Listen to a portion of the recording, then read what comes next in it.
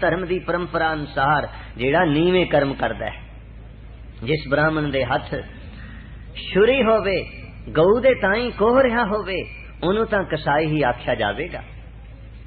मथे टिका तेड़ तो तीक खाई, हाथ छुरी जगत का साई। वार आसा महला पहला। इवें ओ ब्राह्मण जेड़े ने नीच नीवी कुल दियां बचियां दे प्रीतवान होके नीचे हो जाणगे, ओ ही अपने आचरण तो डिग जाणगे। यानी जे राजे दा आचरण नहीं रहा ते ओदे गुरु दा आचार भी भ्रिष्ट हो गया। इथे महान नीति वेता चाणक्य ऋषि ने चाणक्य नीति शास्त्र विच भी विचार दिता है कि जेकर राजा राष्ट्र कृतं पापं ग्राण्यं पाप रोहिता परतो कृता स्त्री कृतं, कहते ने कि जेकर राजा पाप करदा है ते ओदी सारी जिम्मेदारी ओदे गुरु दी है, जेड़ा ओदा पुरोहित है, जो ओदा आचार्य है। ते कहते ने जिस मौके ते स्त्री गुनाह ते पाप कर दिए, ओदी जिम्मेदारी ओदे पति दी है। पर इत्थे सारे इको जे हो गए ने, पुरोहित भी नाल रल गया, क्षत्रिय राजे भी ऐसे हो गए ने, उन्हां दियां पत्नियां भी ऐसियां हो चुकियां ने जेड़ी उच्ची कुल दे ब्राह्मण आचार्य सन, जिन्हां ने धर्म दी परंपरा नूं राजियां ते आम प्रजा दे लोगां नूं समझाना सी, ओ खुद भ्रिष्ट हो चुके ने, ओ खुद गुमराह हो चुके ने जी। बेसवा बाल बलोकन का ते फिर कहंदे ने बेसवा बाल बेलोक कै, कहंदे ने वेसवावां बाल स्त्रियां, वेसवा जो हन वेसवा स्त्रियां नूं देख के उन राज धीरज खोएंगे। ते दूसरे पासे जेड़े मुन राज धीरज खोहेगे, जेड़े मुनि राज होणगे, उच्चे उच्चे मुनि, वड्डे वड्डे मुनि, यानी जिन्हां नूं मननशील कहा जांदा है, और ओ भी अपने धीरज नूं खो बैठणगे, ओ भी अपना धीरज गवा लैणगे। वेसवां दे द्वारे ते त्यागी लोग जाणगे, जिन्हां ने संसार नूं त्यागया होया, सिर ते जटावां रखियां हुईयां और संसार दा त्याग करके जंगलां विच रहण वाले लोग, जिन्हां नूं लोग मुनियां दे भी राजे मुनि वड्डे मुनि समझणगे, उन्हां दा धीरज भी मिट जावेगा। वेसवावां नूं देख के ओ भी वेसवा दे द्वारे ते भरमणगे और फटकणगे। धर्म भरम उड़ियो जहां तहां, जिथे तिथे धर्म दा भुलेखा, धर्म दा पलसाऊपुणा जेड़ा सी ओ उड़ गया। हर जीव धर्म तो बेधर्म हो गया, धर्म दी परंपरा किसे अंदर कायम न रही। पाप पग पग खोएंगे, ते पाप पग पग होएगे, पाप पग पग होएंगे, पैर पैर ते पाप ही पाप होणगे। पुन जेड़े ने ओ किते विखाई नहीं देणगे, किते नजर नहीं आणगे। निज सिख नार गुरु रमा, एक होर बड़ा पवित्र रिश्ता है पुराने समय अंदर, जिस पासों भी कोई आर्ट कोई कला सिखी जावे, उसनू गुरु दे सत्कार दे नाल सत्कारिया जांदा सी। पर इस रिश्ते विच भी कितनी मिलावट आ जाएगी, कितनी अपवित्रता आ जाएगी, हजूर वर्णन कर रहे ने।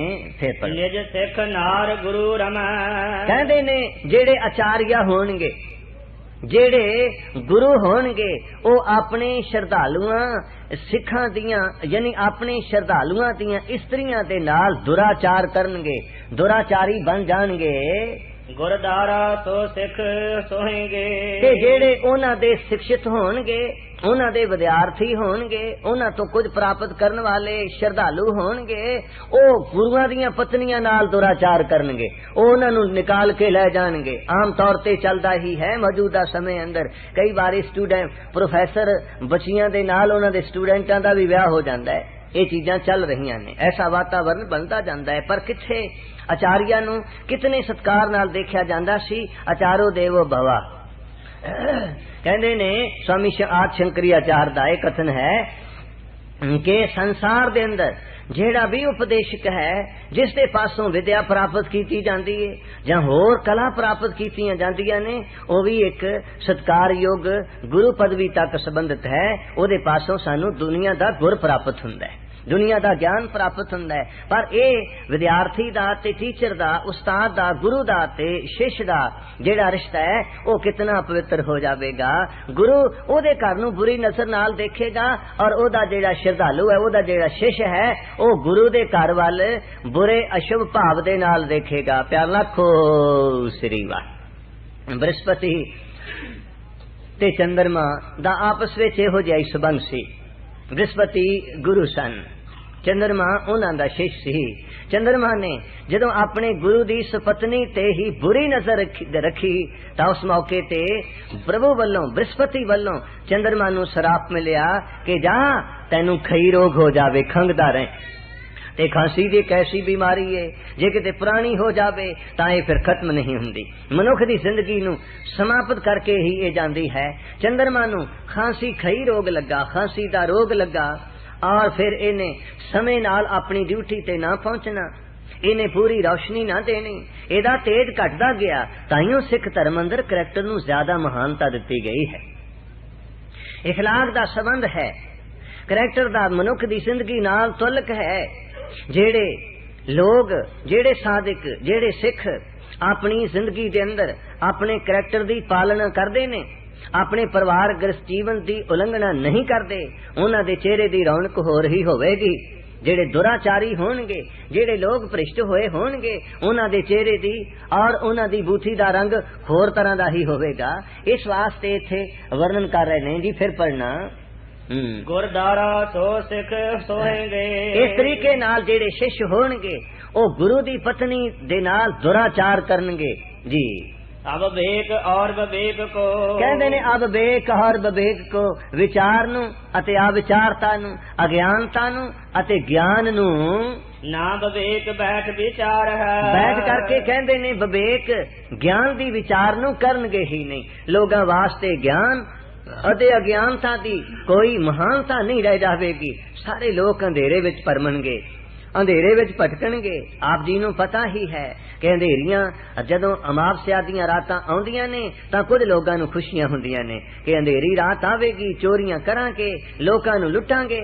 इस तरीके नाल जदों कलयुग दे अंदर ज्ञान दी रोशनी नहीं रहेगी, उदों बहुते लोग अज्ञानता नूं खुशी खुशी प्रवान करनगे कि ज्ञान दी की जरूरत है।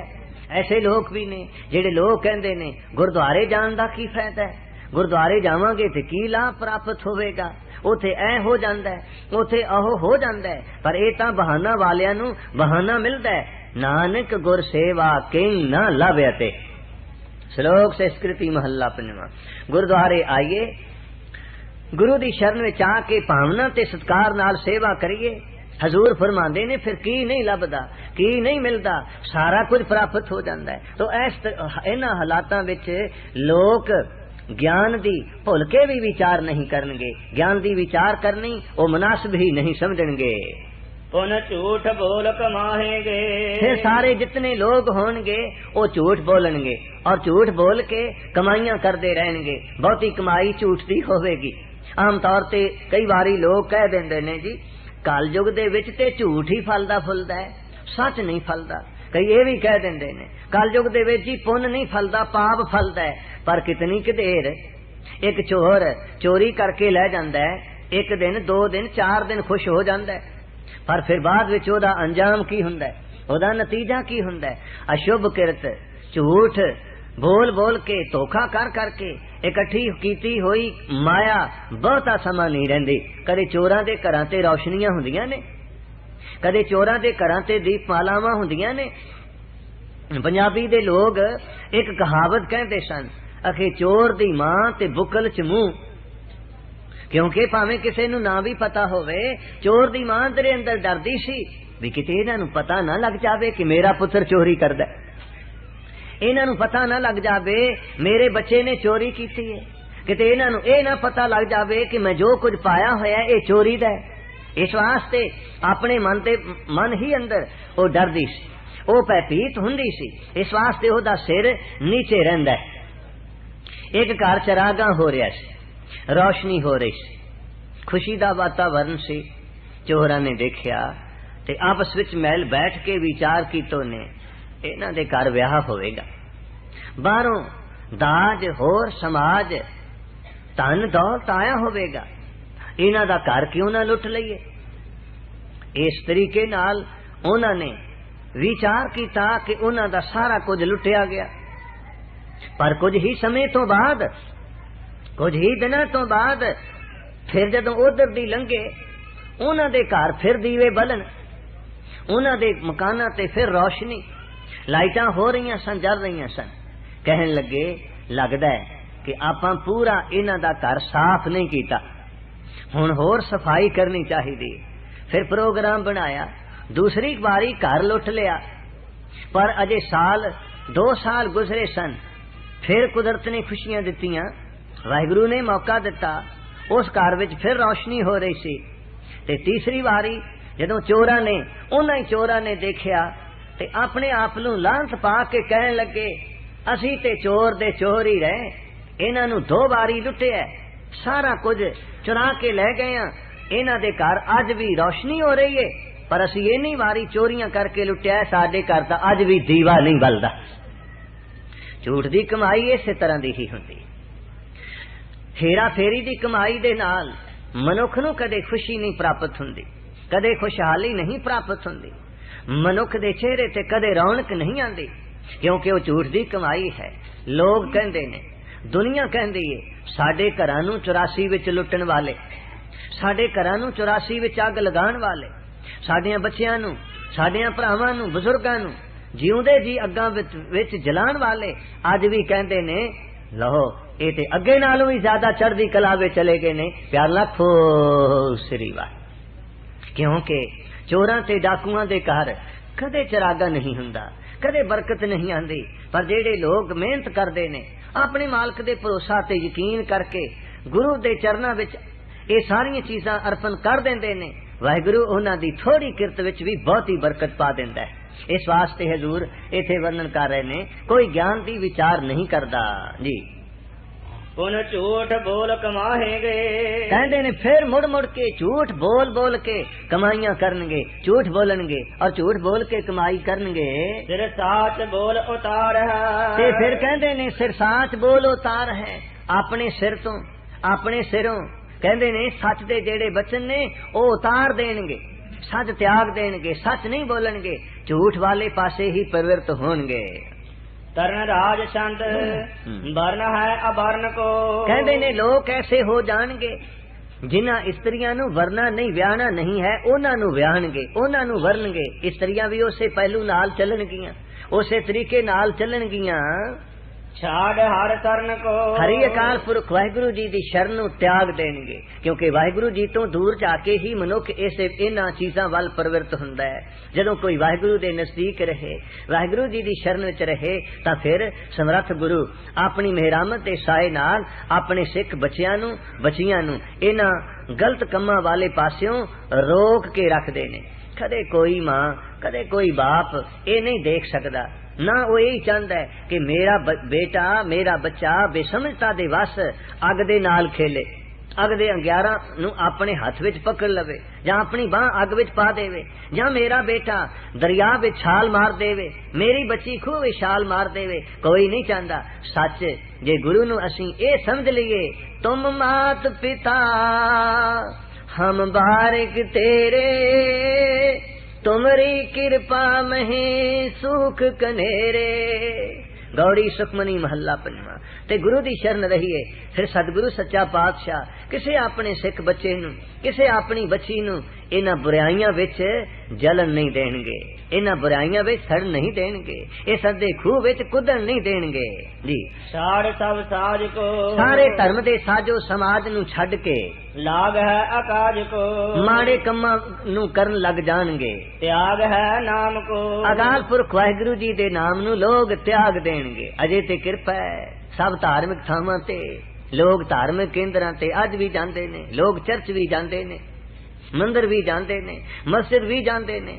ਔਰ ਦੂਸਰੇ ਪਾਸੇ ਐਤਵਾਰ ਨੂੰ ਸਿੰਘ ਸਾਹਿਬ ਜੀ ਦੇ ਘਰ ਨੂੰ ਇੱਥੇ ਨਮਸਕਾਰ ਕਰਕੇ ਜਾ ਰਹੇ ਸਾਂ, ਦੂਰ ਦੂਰ ਤੱਕ ਮਸਜਿਦ ਦੇ ਸਾਹਮਣੇ ਕਾਰਾਂ ਖੜੀਆਂ ਕਰੀ ਜਾ ਰਹੇ ਸਨ ਇਬਾਦਤ ਕਰਨ ਵਾਲੇ, ਔਰ ਸ਼ਰਾ ਆਪਣੇ ਧਰਮ ਦੀ ਪਰਪਕਤਾ ਦੇ ਮੁਤਾਬਕ ਚੱਲਣ ਵਾਲੇ ਮੁਸਲਮਾਨ ਭਰਾ ਨਮਾਜ਼ ਪੜ੍ਹਨ ਵਾਸਤੇ ਆ ਰਹੇ ਸਨ।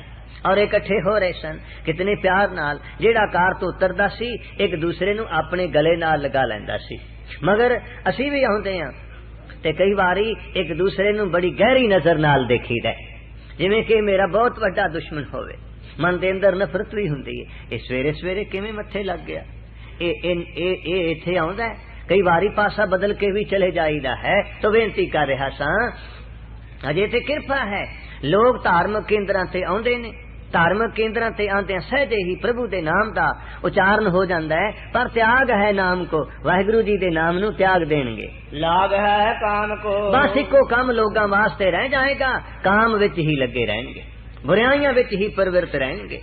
हुण थोड़ा जिहा जन्म साखी दा विचार लईए। साखी असीं कई बारी सुनी है, कई बारी पढ़ी भी है, कई बारी विचारी भी है, पर मजमून नाल संबंधित है। जदों उड़ीसा दे इलाके विच गुरु नानक देव महाराज जी दे सन्मुख कलयुग अपना भयानक रूप धारण करके आया। ਉਹ ਕਹਿੰਦੇ ਨੇ कि जदों ਉਹ सांस लैंदा सी ते जंगल नूं अग लगदी सी, ਉਹਦੇ सांसां विच अग्नि। जदों ਉਹ सांस लैंदा तां इंज प्रतीत हुंदा जिवें ਉਹਦੇ मुख विचों अग निकल रही होवे, लाटां बल रहीआं होण। बड़ा भयानक ਉਹਦਾ रूप सी, बहुत भयानक। ਉਹ देखिया प्रतीत हुंदा है। कहंदे ने ते फिर एक हथ ਉਹਨੇ अपनी जुबान नूं पाया होया, दूसरा अपने इंद्रे नूं हथ पाया होया। हजूर दे सामने आके रुक गया। हजूर ने जदों ओदे ते नजर कीती तां ओ कदमां ते झुक गया ते गुरु परमेश्वर गुरु नानक देव जी महाराज कहन लगे, असी तैनू पहचानते हां, असी तैनू समझते हां, सानू पता है जो कुछ तू है, तैनू कलयुग कहंदे ने, तू कलयुग है। उन्हें क्या हजूर मैं कलयुग ही हाँ। हजूर कहन लगे, तू कितना नादान ते गुस्ताख है। जदों किसे दे पास जाईदा है पर्दे विच जाईदा है, जदों किसे पास जाइए सन्मान नाल जाइए, सत्कार नाल जाइए, पर तू एक तां तेरे कोलों सेक आ रहा है, जदों तू सांस लैंदा है तेरे विचों अग वरदी प्रतीत हुंदी है। दूसरा आ जो कुछ तू शरीरक तौर ते प्रगटाव कर रहे हैं ये भी मुनासिब नहीं। तां उन्हें जवाब विच आख्या, हजूर मैं हाँ कलयुग, इस युग विच मेरा राज है, मैं अपने राज दी लोगां नूं निशानी दर्शा रहा। लोग जां इंद्रियां दे रसां विच उलझ जाणगे जां जुबान दे रसां विच उलझ जाणगे। तीसरी निशानी मेरे सासां विचों जो अग प्रतीत हुंदी है, ਇਹਦਾ भाव है कि कलयुग दे जीवां दे अंदर जेड़े ने ਉਹ क्रोध दी अग दे नाल जले ते बले होए होणगे। कोई विरला मनुख ठंडे साह शीतलता वाले शांति नाल सांस ले सकेगा, बहुते लोग क्रोध दी अग विच ही तपदे रहणगे, जलदे रहणगे। हजूर दसम पातशाह भी उसे विचार नु वर्णन कर रहे ने, लाग है काम को, काम दी तरफ ही लगे रहणगे, बुराइयां विच ही गलतान रहणगे। इस तो इलावा लोगां नु होर कोई सुझेगा या बुझेगा नहीं, कोई होर प्रतीत नहीं होवेगा। लाज को शोर है लजिया नु छड़ देंगे, दान मुख मोर है, दान तो मुख मां मोर जाणगे, विधान क्यों करना है, ये की फायदा है। ऐसे लोग भी ने जो साल विच एक बारी या साल विच 2 बारी या बच्चियां दे जन्म दिनां ते या बुजुर्गां दी याद विच गुरु की संगत लई लंगर दी सेवा सत्कार नाल करनगे, कमाई सफल हो जावेगी। सतगुरु दे गुरपुरब मनाणगे। वैनकोवर एक सिंह सानू मिले, वो कहन लगे, भाई साहब गुरु ने बख्शिश कीती है, मैं सारे गुरुआं दा ही गुरपुरब मनांदा। बेनती कर देंदा गुरुद्वारा साहब संगत नू जिन्ने भी आ जान, बस नाले कीर्तन करवाईदा है, नाले सहज पाठ करीदे ने, कराईदे ने, ते नाले गुरु के लंगर दी अपने हथीं सेवा करीदी है। मैं सारे गुरपुरब मनांदा। मैं क्या ताने प्यारिया, साडियां ते कमेटियां भी खास ही गुरपुरब मनांदियां ने। तू तेरे ते गुरु दी कृपा है कि तैनू नजर आ गया है, तू समझ लिया है कि 10 गुरु इको जही ने, 10 गुरुआं विच इको अकाल पुरख वाहिगुरु दी जोत वरत रही है। वरना साडियां सारियां बहुतियां संस्थावां, वड्डियां संस्थावां, श्रोमणी गुरुद्वारा प्रबंधक कमेटी तो लैके सारियां संस्थावां 1-2 गुरपुरब भी मनांदियां ने। प्यार लाखो श्री वाह। बाकी गुरुआं नू तो समझदियां ने, ठीक है तुहाडे गुरपुरब मनाउण दी भला की लोड़ है, तुसी इंज ही रहो ते ठीक। प्यार लाखो श्री वाह। तो कुछ ऐसे लोग ने ते कुछ ऐसे लोग भी ने जेड़े कह देंदे ने जी उथे वेलियां नू लंगर खवाइए, उथे लड़ाई करने वालियां नूं लंगर खवाइए। दान दा पहलू वर्णन कर रहे ने कि जेड़े दान मुख मोर है, दान तो मुख मोर जाएंगे भी दान करके की लेना है, दान दा की फायदा है, दान दा की लाभ है। प्याला खो श्री वाह जी। ਕਰਨ ਨਹੀਂ ਧਿਆਏ ਹੈ, पार ब्रह्म परमेश्वर दा ध्यान नहीं करनगे, ਦੁਸ਼ਟ ਗਤ ਪਾਏ ਹੈ, दुष्टां वाली गति नूं प्राप्त पाउणगे। ਨਰਕ ਕਹਿ ਜਾਏਂਗੇ, ਉਹਨਾਂ ਦੀ ਕਿੱਥੇ ਗਤੀ ਹੁੰਦੀ ਏ? ਕਿਉਂਕਿ ਜਿਹੜਾ ਬਹੁਤੇ ਗੁਨਾਹ ਕਰੇ ਸਮਾਜ ਅੰਦਰ ਅਖੀਰ ਉਹਦਾ ਟਿਕਾਣਾ ਕਿਹੜਾ ਹੁੰਦਾ ਹੈ? ਉਹ ਕਹਿੰਦੇ ਨੇ ਜੇਲ੍ਹ, ਵੀ ਜੇਲ੍ਹ ਚਲੇ ਜਾਓ। ਜੇਲ੍ਹ ਤਾਂ ਆਖਿਰ ਜੇਲ੍ਹ ਹੀ ਹੁੰਦੀ ਹੈ। ਤੇ ਲੱਖੋ ਸ੍ਰੀ ਅਕਾਲੀ ਦਲ ਦੀ ਅਗਵਾਈ ਵਿੱਚ ਜੇਲ੍ਹ ਜਾਣ ਦਾ ਮੌਕਾ ਮਿਲਿਆ ਕਾਫੀ ਸਮਾਂ, ਪਰ ਮੌਜ ਮੇਲਾ ਹੀ ਸਮਝੀਦਾ ਸੀ। ਮਗਰ ਹੁਣ ਉਹ ਮੌਜ ਮੇਲੇ ਵਾਲੀ ਬਾਤ ਨਹੀਂ ਹੈ। ਪਿਆਰ ਲੱਖੋ ਸ੍ਰੀ ਵਾਹ। ਪਰ ਫਿਰ ਵੀ ਜੇਲ੍ਹ ਹੁੰਦੀ ਹੈ, ਭਾਵੇਂ ਮੌਜ ਮੇਲਾ ਵੀ ਕਿਉਂ ਨਾ ਹੋਵੇ। ਅਸੀਂ ਤੇ ਘੂਰਦੇ ਹੁੰਦੇ ਸਾਂ ਜੇਲ੍ਹ ਕਰਮਚਾਰੀਆਂ ਨੂੰ, ਗੱਲ ਤੋਂ ਉਹਨਾਂ ਨੂੰ ਡਾਂਟਦੇ ਸਾਂ, ਉਹਨਾਂ ਨੂੰ ਤਾੜਨਾ ਕਰਦੇ ਸਾਂ। ਪਰ ਹੁਣ ਵਕਤ ਬਦਲ ਗਿਆ ਹੈ। तो समाज अंदर बुराइयां करने वाले दा असल ठिकाना ते घर की हुंदा है? असल ठिकाना ते जेड़ा घर है ओ की हुंदा है? जेल हुंदी है। इस वास्ते कहते ने जेड़े दान तो मुख मोर जाणगे, प्रभु दा नाम नहीं ध्यानगे, नरक कह जाएंगे, ओ नरक नू जाणगे। उन्हां दा थां, उन्हां दा घर ठिकाना नरक ही नरक है। अंत पछताएंगे, अखीर अंत नू ओड़क नू पछताउणगे। धर्म कह खोएंगे, धर्म दे ताई कहे दा अर्थ है नू, धर्म नू नाश कर देणगे। उन्हां दे अंदर धर्म लभेगा नहीं। पाप कर रोएंगे, पाप कर के रोणगे भी, क्योंकि आखिर मनुख कितनियां भी बुराइयां कर लवे, कितने भी गुनाह कर लवे, एक दिन ते उन्हें रोना ही पैंदा है। पाप कर्मां नू कर के अंत नू रोणगे। नरक पन बास है, फिर नरकां दे विच ही वसणगे। त्रास जम त्रास है, कहंदे ने जमा दे डरदे करके डरदे ही रहणगे। त्रास जम त्रास है, दो बारी लग गए अखरी अर्थ। त्रास जमा दे डर करके डरनगे जी। कुमार लालत छंद, हाँ एक होर छंद अगे वर्णन कर रहे ने। अधर्म कर्म कह है, अधर्म कर्म कह है, अधर्म कर्म कह है। अधर्म दे पाप दे ही कर्म करनगे, ना भूल नाम लै है, भुल के भी नाम नहीं लैणगे। चाहिदा ते है कि साडा ख्याल, साडा ध्यान वाहिगुरु जी दे सिमरन वाल इतना होवे कि जदों सुते भी होइए ते कई बारी बच्चे जां बजुर्ग भी रात नू सुत्या होया भी बोलते ने, सुत्या होया भी आवाज निकलती है। परम संत भगत कबीर जी का कथन है, कबीर सुपने हु बरड़ाए कै जेह मुख निकसै राम, ताके पग की पान ही मेरे तन को चाम। सलोक भगत कबीर के, पर इथे ऐसा नहीं। भुल के भी अकाल पुरख वाहिगुरु जी दा नाम नहीं लैणगे, किते भुलेखे नाल ही वाहिगुरु नाम निकल जावे। इउं भुल के भी नाम नहीं लैणगे। किसहू ना दान देंगे, किसे नूं भी दान नहीं देणगे। ना गुरुद्वारे दी सेवा करनगे, ना बुजुर्गां दी सेवा करनगे, ना किसे जरूरतमंद नूं कौडी देणगे। तो साध लूट लेंगे, इथों तक के जेड़े धर्म दी विचारधारा ते चलन वाले लोग होणगे, साधु जन, उन्हां नूं भी लुट लैणगे, उन्हां दा पैसा भी खा लैणगे। ना दे फेर लैके ते कहंदे ने धर्मात्मा तो धार्मिक थावां तो पैसे लैके फिर वापस नहीं देणगे। वाहिगुरु बख्शे, माफ करे। असी सारे तकरीबन ऐसे वातावरण विच रहिंदे हां। कई ऐसे सज्जन मिल जाणगे जदों प्रबंध उन्हां दे पास नहीं रहेगा, जो कुछ पहला उन्हां दे पास हुंदा है की मजाल है कि वो वापस कर देण। प्यार लाखो श्री वाह। की मजाल है कि वो वापस कर देन। कानपुर वर्गे शहर विच एक बड़े अमीर सज्जन सन। वो पहला गुरुद्वारे दे रहे प्रधान। तकरीबन 10 लाख रुपया उन्हां दे पास गुरुद्वारा साहब दा सी, जो नवी बिल्डिंग इमारत बनाने वास्ते उन्हां दे पास सी। तो जिस वेले नवा प्रबंध आया, उन्हां तो हिसाब मंगण, वो कहण जदों नवी बिल्डिंग बनाओगे दे देवांगा, मैं कोई भजिया जांदा हां। प्यार लाखो श्री वाह।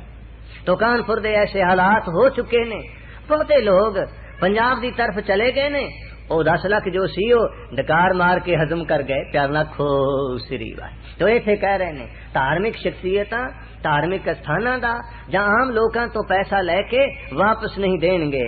ਨਾ ਦੇਹ ਦਾਨ ਕਹਿ ਕੇ, ਨਾ ਦੇਹ ਦਾਨ ਕਹਿ ਕੇ ਗੁਰਦੁਆਰੇ ਕਹਿ ਦੇਣਗੇ, ਜਾਂ ਕੁਝ ਧਾਰਮਿਕ ਸੱਜਣ ਗੁਰੂ ਘਰ ਦੀ ਸੇਵਾ ਵਾਸਤੇ ਜਾਣਗੇ, ਨਾਮ ਲਿਖਵਾ ਦੇਣਗੇ, ਪਰਚੀ ਵੀ ਕਟਵਾ ਦੇਣਗੇ, ਪਰ ਦਾਨ ਕਰਕੇ ਦੇਣਗੇ नहीं। प्यार लाखो श्री वाह।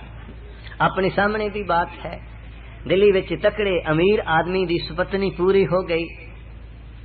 मैनू भी कार्ड आया, मैं भी गया नाल। पिंगलवाड़े दे सेवादार जदों श्री अमृतसर साहब तो आंदे ने, स्थान ते रहिंदे ने, यतन करीदा है संगत नूं बेनती करिए कि उथे सेवा वास्ते कोई तुसी भी हिस्सा पाओ। हर साल जितना को हो सकता है यतन करीदा है। तां नाल मैं उन्हां नूं भी लै गया, भाई चल चलिए, सानू ते जो कुछ मिलना है, जो कुछ हो सकेगा बेनती करांगे। तां पिंगलवाड़े दी सेवा भी लवांगे। वो भी चला गया, असीं चले गए। तां अरदास विच उन्होंने 51,000 रुपए की अरदास करवाई। वो पिंगलवाड़े दे सेवादार मैनू कहन लगे कुछ कहो ना, कुछ कहो ना। मैं क्या कोई नहीं। मैं उस गुजरन वाली लड़की दे भरा नूं बुला के कहा भी ये पिंगलवाड़े वास्ते जिहड़ी तुसीं अरदास करवा दित्ती है वो पैसे इन्हां नूं इत्थे दे दिओ। ओ अपने बहनोई नाल सलाह विचार करके कहन लगा जी असीं डेरे आवांगे, ये तुहाडे पास ही ठहरे हुए ने, उत्थे ही आके दे देवांगे। महीना गुजर गया, 2 महीने गुजर गए। वो दोबारा जदों वापस आए थे आके मैनू कहन लगे ओ फलाने थां ते गए सां, उन्होंने ऐने पैसे पिंगलवाड़े वास्ते गुरु महाराज दी हजूरी विच अरदास करवाई सी, वो दे गए ने कि नहीं दे गए। मैं उन्होंने क्या प्यारे पगड़ी अपनी संभालिएगा मीर, ये बस्ती और नहीं ये दिल्ली है, मीर तकी मीर। मैनू अर्ज की थी बई वो अरदास तां सिर्फ लोकां विच वाह वाह करवाण लई करवाई सी। प्यारे आ जे उन्होंने पैसे देने होंदे ते उदों ही दे देंदे। उन्हां दी आस ना रख। हजूर वर्णन कर रहे ना देह दान कह दान कर करके दान देंगे ने, ऐसा वातावरण भी आवेगा जी। हर नाम को ना ले, हरि दे नाम नू लेना नहीं करनगे, देख नरक जाए। उन्हां लोगां दी अदांत की होवेगा, वड्डे वड्डे नरकां नू जाणगे जिथों उन्हां दा छुटकारा नहीं हो सकेगा। ना धर्म ठाड़ रहे, ना धर्म ठाड़ रहे है। कहंदे ने धर्म दे आदर्शां ते ठाड़ इज्जत नहीं रहणगे, धर्म दे आदर्शां ते खलोते नहीं रहणगे, धर्म दी शक्ति कमजोर हो जावेगी। करे ना जौन कह, जो कुछ क्यों धर्म दे ऊपर खड़े नहीं रहणगे, धर्म ते खलोणगे नहीं। जे धर्म ते खलोईए तां साडियां बच्चियां दे घर, साडियां बच्चियां दे घर बर्बाद क्यों होण। आखिर असी सारे ही ते परिवारां वाले हैं, सबना ते बच्चे ने, सबना दियां बच्चियां ने। पर कदे लोग ये गल सोचते ने कि गुरु ग्रंथ साहब जी दी हजूरी करके ना बच्चे सोचते ने ना बच्चियां सोचदियां ने। तो बेनती कर रहा सा आप धर्म दे ऊपर खड़े नहीं रहणगे ते की करनगे फिर। करे ना जौन कहे, जो कहणगे जुबान तो करनगे नहीं जी। ना प्रीत मात संगा, लो होर विचार कर लई क्योंकि इस पासे हजूर नहीं आए सन। हुण तक ये हजूर ने अजे वर्णन नहीं सी कीता कि वक्त आवेगा की करनगे। ना प्रीत मात संगा, जिस माता ने जन्म दिता सी, अमृत वर्गा दुध पिलाया और अपने खून तो जन्म दिता, कहंदे ने उस माता दे नाल फिर प्रीत नहीं रहेगी ते किथे चले जाएगी वो प्रीत। अधीन अधरंगा, नहीं अर्धंगा, प्रीत अर्धंगा। कहंदे ने माता दे नाल बच्चियां दी प्रीति नहीं रहेगी ते बच्चे जेड़े होणगे वो अधीन अर्धंगा अपनी पत्नी दे अधीन रहणगे। जे पत्नी ने कह दिता देखो जी मैं तुहानू एक गल कर देवां, आपां रहना वख, जे तुसी अपनी मां दे घर किते चले गए बस फिर याद रखो इस तो बुरा होर कोई नहीं होवेगा। और अक्सर बच्चियां कई बारी कह देती है अधीन अर्धंगा।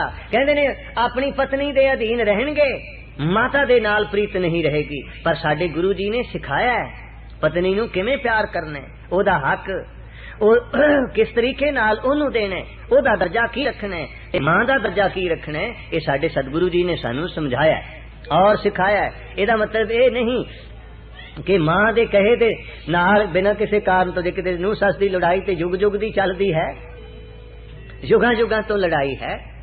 चाइना ते रशिया दा ते भावें समझौता हो जावे पर नूं सस दा समझौता मुश्किल हुंदा है। तो ये बड़ी पुरानी है। सस कितनी भी अच्छी होवे मगर फिर भी कह देने सास सासी ही हुंदी है ते मां ही हुंदी है। तो बेनती कर रहे हैं सतगुरु ने सानू सिखाया है पत्नी का दर्जा एक वजीर ते जीवन साथन दा दर्जा है। मां दा दर्जा संसार दा सब तो वड्डा है, पर ये नहीं कि किते मामूली गल तो, क्योंकि बेटियां नाल भी ते मतभेद हो जाते ने, किते मामूली गल तो मां दी झड़प हो जावे ते मां पुत्र नू कहे पुत्र तू मेरा है सरवण पुत्र, पर मन्ना कि मैं ता जिस कुड़ी नू हुणे घरों कढ देवे, ये भी बात नहीं। इसलिए दोनों पक्ष मां दा सत्कार रखना है कि वो सब तो वड्डे महान ने, पत्नी दा सत्कार इसलिए रखना है कि वो मेरी जीवन साथी है। एक पासे जीवन साथी है, एक पासे जीवन दाता है। जीवन दाते दा सत्कार अपने थां रखना है और पत्नी नू अपने थां रखना है। पर इत्थे की कह रहे ने, मां दे नाल प्रीत नहीं रहेगी, पत्नी दे अधीन ही रहेंगे। जो पत्नी कहेगी उसे तरीके नाल करना है। और कई बारी ऐसा भी हुंदा है, बच्चे मां बाप दे कोल दी लंघ जाते ने, जे पत्नी नाल होवे ते की मसाल है कि मां नू पैरां पौना कर देण, ਜਾਂ ਬਲਾਪ ਨੂੰ ਬਾਪ ਦੇ ਪੈਰੀ ਹੱਥ ਲਾ ਦੇਣ, ਗੋਡੀ ਹੱਥ ਲਾ ਦੇਣ। ਐਸਾ ਵਕਤ ਆਵੇਗਾ। ਹਜ਼ੂਰ ਦਸਮ ਪਾਤਸ਼ਾਹ ਗਰੀਬ ਨਵਾਜ਼ ਸਾਨੂੰ ਆਗਾਹ ਕਰ ਰਹੇ ਨੇ ਕਿ ਅਸੀਂ ਇਸ ਆਂधी ਤੋਂ ਕਿਵੇਂ ਬਚਾਓ ਕਰਨਾ ਹੈ, इस बुराइयां विकारां दे वहन विचों अपने आप नू किवें बचा के रखना है। वो है गुरु की शरण, नानक की बेनंतिया मैं तेरा जोर। बिलावल महला पंजवां। इन्हां विचारां नाल अज दा विचार समाप्त है। अगला विचार कल विचारांगे। अनगिनत पुल्लां चुक्कां होईयां ने हजूर दी पवित्र पावन अमृत बाणी दा विचार करदे हां। काफी यतन करीदा है कि संकोच वे लफ्जां विच ये विचारां आप नाल साझियां कीतियां जा सकन। अपने वल्लों यतन है, जैसी आप बख्शिश करदे हो सच्चे पातशाह बख्शिश करदे ने, उस अनुसार आप जी दी खिदमत करी दिए आपने प्रवान करना। संगतां वल्लों बिन सेवा कथा दे सत्कार वजों अरदास पेट माया हाजिर होई है। सच्चे पातशाह सरबादी कालना थाए पान बेनती कर। ना धर्म ठाण करे जौन करे जो न करे, करे जो ना करे, ना प्रीत मात संगा अधीन अरदंगा। वाहिगुरु जी का खालसा, वाहिगुरु जी की फतेह। सतनाम श्री वाहिगुरु साहिब जीओ। अपाछ पाछ पछा, आकाछ काछ कछा, अपाख बैन पाख, किसहू ना कान रख, अधर्म कर्म कर है, ना तात मात डर है, को मंत्र मंत्र कह, सो मंत्र कौन लह, को मंत्र मंत्र कह, सो मंत्र कौन लह। वाहिगुरु जी का खालसा, वाहिगुरु जी की फतेह। परम सत्कार सम्मान योग गुरु रूप खालसा साध संगत जीओ। साहिबे कमाल साहिबे जमाल, पीरान पीर मीरान मीर, सरवरे कायनात, कुल आलम दे सुल्तान, राजान राज पानान पान, देवान देव उपमा महान दे समर्थ साहिब। धन धन सतगुरु आदि श्री गुरु ग्रंथ साहिब महाराज जी दी पावन पवित्र हजूरी विखे विराजमान होके आप जी ने सतगुरु जी दी पावन पवित्र अमृत बाणी दा रस पिन्ना अमृत कीर्तन गुरु के होनहार कीर्तनिया पासों श्रवण करके आनंद प्राप्त किया है। कल दे विचार दे अखीर ते दशमेश पिता श्री गुरु गोबिंद सिंह साहब जी दे ये बचन विचारे गए सन। ना धर्म ठाड़ रहे है, करे न जौन कहे है, ना प्रीत मात संगा, अधीन अरदंगा। इथों तक असी उस पवित्र कथा दा विचार सरवण कर चुके हाँ, जो श्री गुरु गोबिंद सिंह साहिब दशमेश पिता जी ने आज तो 300 साल पहला उच्चारण कीती है। आउण वाले समय दे विच सानू सावधान कीता है, आगाह कीता है कि जेड़ियां बुराइयां समाज विच आ रहीआं ने, उन्हां कमजोरियां तो, उन्हां बुराइयां तो गुरु नानक देव जी दे सिखां ने बच के रहना है। अज दे विचार दा आरंभ करदियां होइआं गरीब निवाज दशमेश पिता साहिब कमाल जी इन्हां शब्दां द्वारा इस प्रकार वर्णन कर रहे हैं। हाँ जी। पाछे पाछे पछा श्री गुरु नानक देव जी महाराज ने सानू आगाह कीता है। हर मनुख नू हजूर ने समझाया है कि हर जीव दी वखरी वखरी खुराक है। जिस तरह शेर हन, बिग्याड़ हन, चीते हन, बाज हन, इन्हां दी खुराक मांस है। एक ऐसे जीव हन जिवें गऊआं हन, जिवें भैंसा हन, पशु हन, जिवें बकरियां हन, इन्हां दी खुराक काहा ते फूस है। एक ऐसे जीव भी हन जेड़े मिट्टी विचों पैदा हुंदे ने, मिट्टी विच रहिंदे ने, मिट्टी ही उन्हां दी खुराक हुंदी है। जिस तरह समुंदर दे पानी विचों कई जीव पैदा हुंदे ने, घोड़ियां तक भी समुंदर दे पानी विचों जीवां दी पैदाइश हुंदी है। इसे तरह अरबां दे मुल्कां विच रेत विचों भी ऐसे ऐसे जीव पैदा हुंदे ने जो रेते विच रहिंदे ने, रेता ही खांदे हन, रेता ही उन्हां दे जीवन दी खुराक बन चुकी हुंदी है। पर कुछ ऐसे जीव भी हन जेड़े सिर्फ हवा ही खांदे ने, जिन्हां दा जीवन हवा उपर आधारित है। हवा ही उन्हां दी खुराक है, हवा दे आसरे उन्हां दा जीवन फलदा ते फुलदा है। गुरु जी दा कथन कुछ इस प्रकार है। एक मांसहारी एक तृण खाहे, एक ना छति अमृत पाहे, एक मिट्टिया मह मिट्टिया खाहे, एक पौन सुमारी पौन सुमार, एक निरंकारी नाम आधार। जीवे दाता मरे न कोय, नानक मुठे जाहे नाही मन सोए। माज की वार महला पहला। हर जीव दी खुराक वखरी है, हर जीव दे जीवन दा निर्वाह वखरा वखरा है। मनुख नू भी उस प्रभु ने लखां नामतां बख्शियां ने, अनगिनत पदार्थ बख्शे हन। विचार नाल देखिए ते मनुख नू सब तो अच्छे तरीके दी खुराक बख्शी है। पशुआं नू अंगूर खाने नसीब ही नहीं। जे उन्हां दे सामने भला कोई अमीर आदमी रख भी देवे ते उन्हां ने खाने कोई नहीं।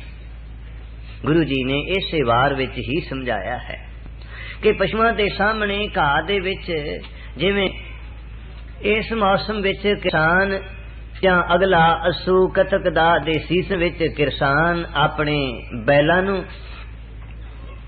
दाना भी पांदे ने, भिगो के चने ते सुके चारे विच रला के खवांदे ने, तां जो बैल ज्यादा काम करदे ने उन्हां नू थकावट ना होवे, ओ मेहनत करदे ने, ओ कमजोर ना होण।